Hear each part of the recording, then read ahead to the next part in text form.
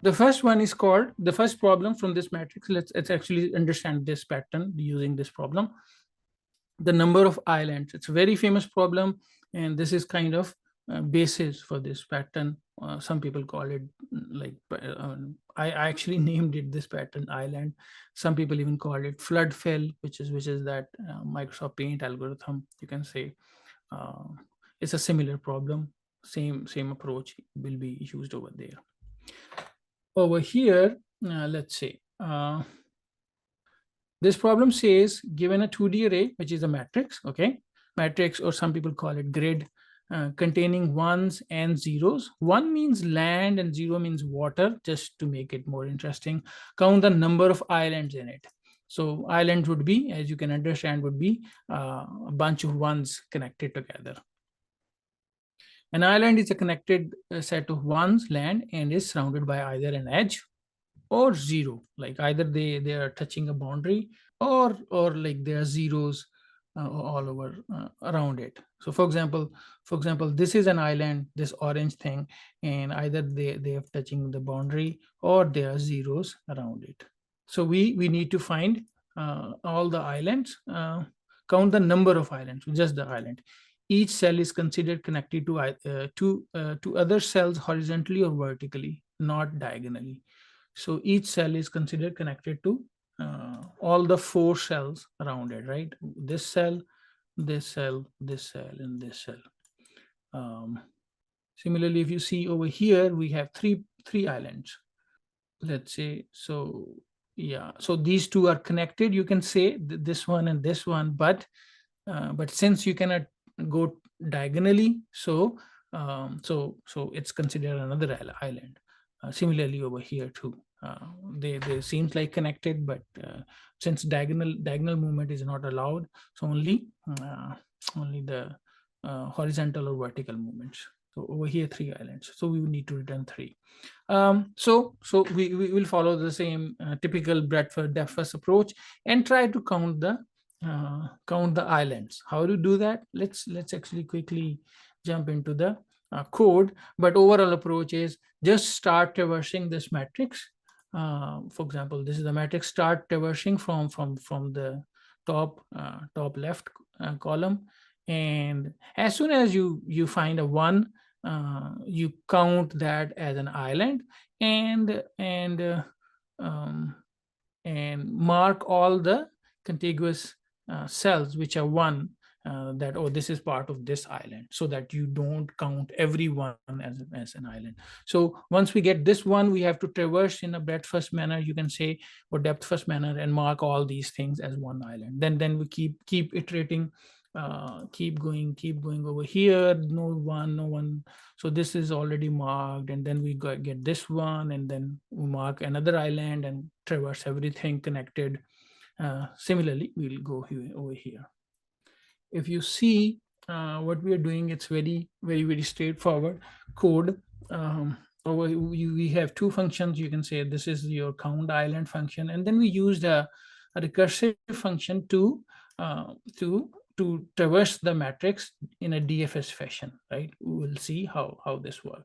So the main code of this problem is in the DFS traversal. How do we do that? Let's say matrix is that grid, the 2D matrix, the 2D array we are given. So we count the number of rows and number of columns in it, right? Another initiated variable, which is the total island that we need to return in the end. And then we traverse the whole matrix, right? Row wise, column wise. That's how we generally traverse ING. So when we are traversing, as soon as we find a 1, as I was telling, this means this is a land, and let's count this land as an island, which means increment our count, and then traverse this cell from start DFS search or BFS search from this point, and mark everything which is connected to this cell in a recursive way, or all the contiguous cells, and mark all of them part of this island. How can we mark? We can do many ways. The 2 ways generally. One is actually updating the original matrix.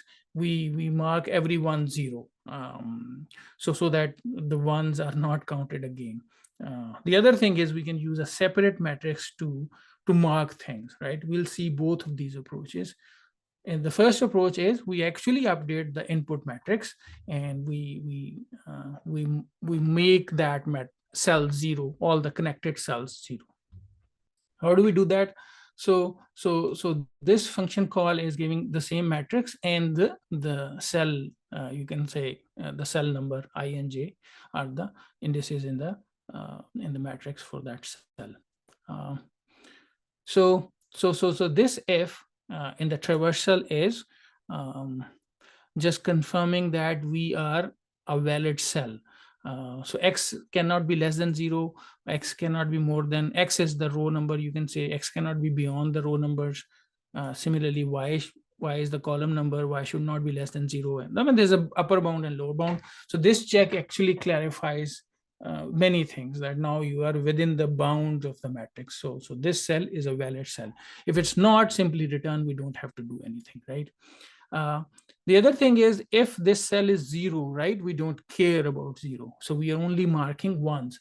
So for example, when we are here, if we go here, then we don't need to do anything, because 0 we don't care. We only worry about these ones, right? This one, this one, this one, then we go back, this one, this one. So all these are a connected island. So that's what we need to do.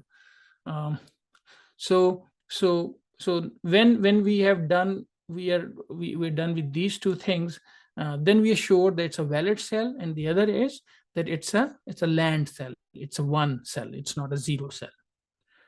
So which means that this is a connected one. So let's do this thing, right? As I was telling, let's make this cell 0, make it water, actually update the actual matrix.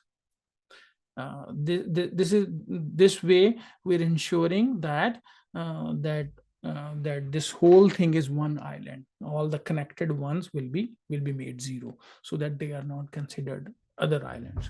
So unless we have non-connected, non-contiguous, you can say contiguous cells, then we'll find then we'll count another island. Once we are done, then we have to go in the forward direction. We can recursively call the same function in the forward direction, right? X plus 1 means the next row, which is the lower cell. You can say x minus 1 is the upper row.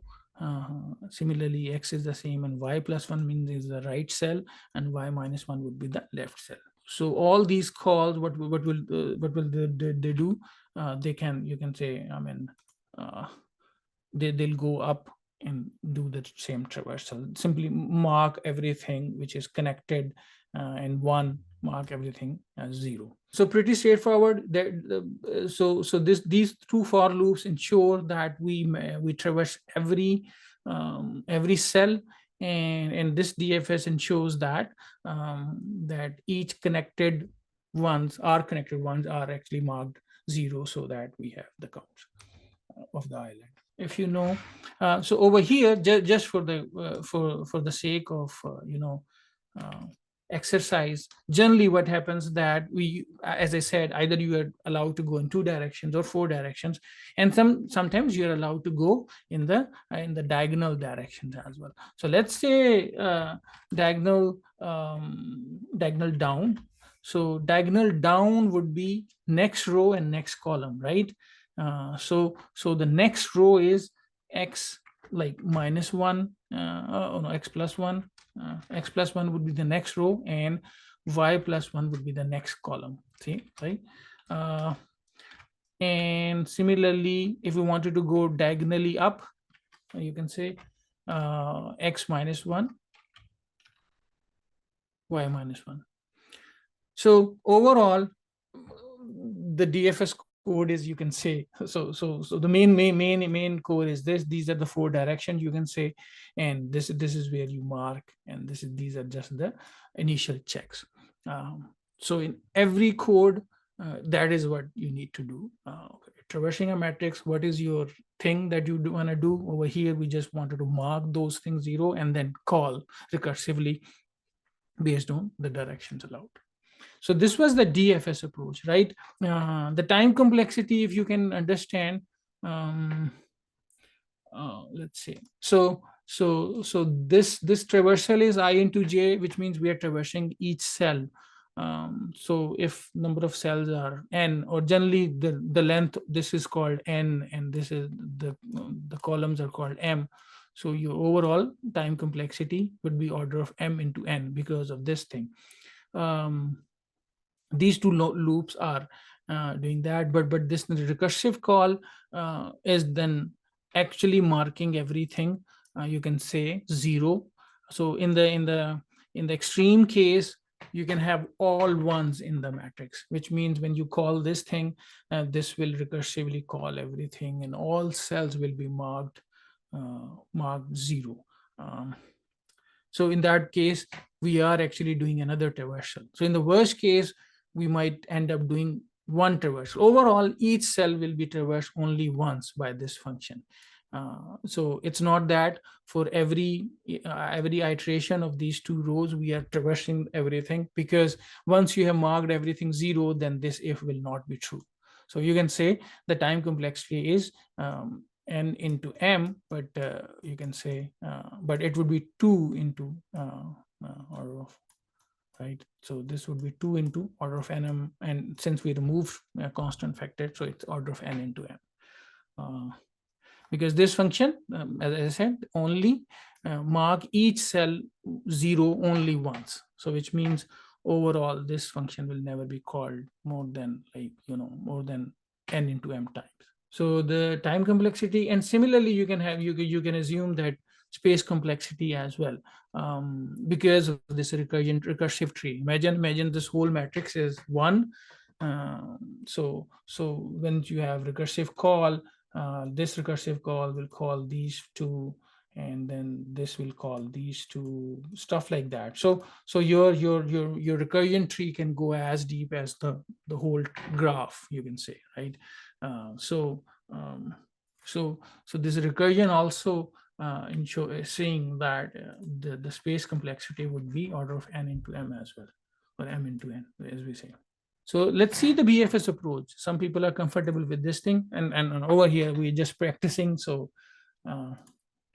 let's quickly do that. The same thing over here, the columns and number of rows, number of islands, same traversal, same one, same number of island increment, and instead of the DFS, we call it BFS. We go in a BFS way. If you guys remember, the BFS is done through a queue, right? You generally push one element, the first element in the queue, from which your BFS is starting, and then you traverse until the queue is empty, right? So we push the first element, which is this cell, the cell on which this BFS is called, this one. So we push that in the queue, and we say while the queue is not empty, we keep iterating.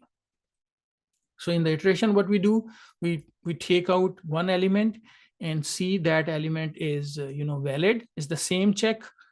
And if it's 0, then again same check.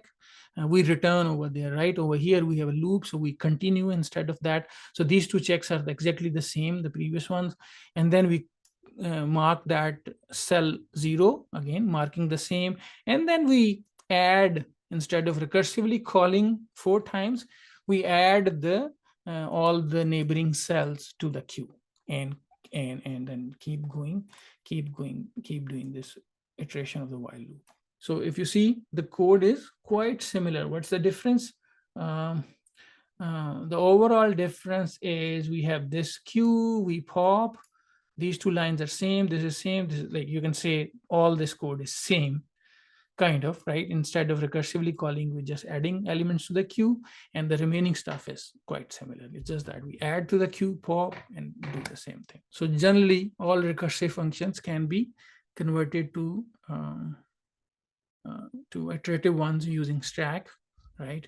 Over here, of course, the queue is like, because the DFS and BFS approach is a little different. If we use stack, then we can exactly follow the depth process, the recursive going in the depth way. So DFS is the depth way. So that is why if we use stack, we can exactly follow the same, you can say, the DFS, the recursive approach. If you see again, the time and space complexity are the same, um, um, because of the iteration, and then in the queue, how many elements we can push, right? So same time and space complexities. So as I said, there were two approaches. You can either update the matrix itself, or you can have a separate matrix, and in which of the same size as the original one, and mark cells on that matrix uh, to mark things visited, right? Um, let's first see that code. uh, I have only written over here, I think, the BFS one, but you can write DFS too, right? Um, so what we did, this is the same line, this is the same line, this is the same line. Now we have a matrix, right?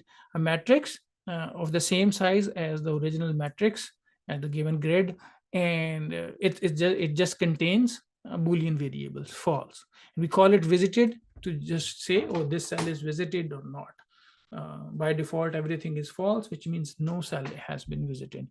The same iteration of the matrix. And over here, remember we were saying if it's one, then we need to visit. But now we need to, because this one will never go zero. Now we are not updating the original matrix. We are actually using a visited matrix. So added this new condition, which is not visited. If it's one and it has not been visited, then do the same thing, which is increment and traverse. How do we traverse? It's the same code, same queue, same pop, same checks. So instead of over here, we were actually marking the the original matrix from 1 to 0. But over here, we just mark this cell in the visited matrix as true. Oh, this, and this is the same thing. So overall, what is the difference? This and is the difference. The remaining code is the same. And this thing is the difference. And even this check is the difference, right? Remaining pop, row, everything. Yeah, everything else is the same, where we are updating the given input. Over here, we are not updating. We just have a visited cell. So instead of marking, this is the main, you can say core. And then this check is very, very important, because now this one would never go zero, because we are not updating the original matrix.